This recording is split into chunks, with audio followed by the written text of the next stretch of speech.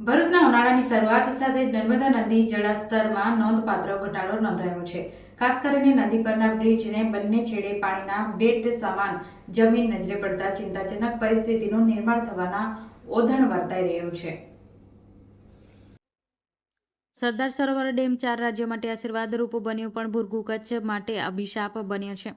નર્મદાના નીર ઉત્તર ગુજરાત, કચ્છ અને સૌરાષ્ટ્ર સુધી ડાઉનસ્ટ્રીમ બંધ કરીને પાણી પહોંચાડ્યું છે। ડાઉનસ્ટ્રીમમાં છેલ્લા 1.5 મહિનાની આવક ઘટી છે। સરદાર સરોવર નર્મદા ડેમના પાવર હાઉસના ટર્બાઇન આજના શેડ્યુલને ધ્યાને લેતા અત્યાર સુધી પાણીનો ડિસ્ચાર્જ 6000 ક્યુસેક ચાલુ હતો, તેમાં ઘટાડો થઈ ગત રાત્રે 12 વાગ્યેથી 3000 ક્યુસેક કર્યું છે, જેથી પાણીના પ્રવાહમાં નોંધપાત્ર ઘટાડો થયો છે।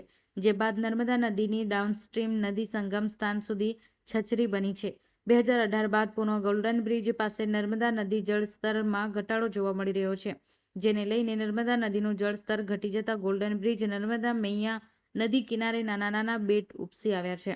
નર્મદા ભક્તોની આસ્થા અને ભરૂચનું ગૌરવ હરાયું છે।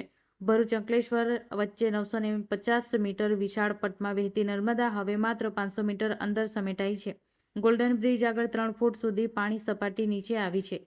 1250 મીટરના ગોલ્ડન બ્રિજ ઉપર પટ હવે બંને તરફ પુરાણ 800 મીટર વિસ્તાર થઈ ગયું છે। 2018 કરતાં પણ હાલત બગડી 100 મીટરનું પુરાણ વધી થયું છે। ઉનાળાની શરૂઆત થતાં જ માં નર્મદા નદીમાં જળ સુકાતા વચ્ચેના ભાગે બેટ જેવા દ્રશ્યો સર્જાઈ રહ્યા છે। જ્યારથી ડેમ બન્યો છે ત્યારથી જે માં નર્મદા બંને કાંઠે વહેતી હતી અને ભરૂચ તરફ હતી, જે માં નર્મદા તે અંકલેશ્વર તરફ જતી રહી છે, જે બંને કાંઠે વહેતી હતી તે નર્મદા એક જ કાંઠે વહેતી હોય તેવું દેખાઈ રહ્યું છે।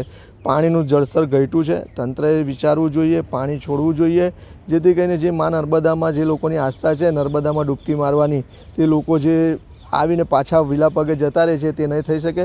અને જે આ પાણીમાં બેટ દેખાઈ રહ્યું છે તે ચિંતાનો વિષય છે। થોડા દિવસો પછી ખારપટ પણ દેખાવા લાગે છે, એટલે માં નર્મદાના જે આ જળ સુકાઈ રહ્યા છે તે ચિંતાનો વિષય છે। અને જે આ બેટ પડી રહ્યું છે તેને તંત્રે ધ્યાનમાં રાખીને પાણી છોડવા જોઈએ એવું અમારું અને જે ધનપ્રેમી જનતા છે એનું માનવું છે।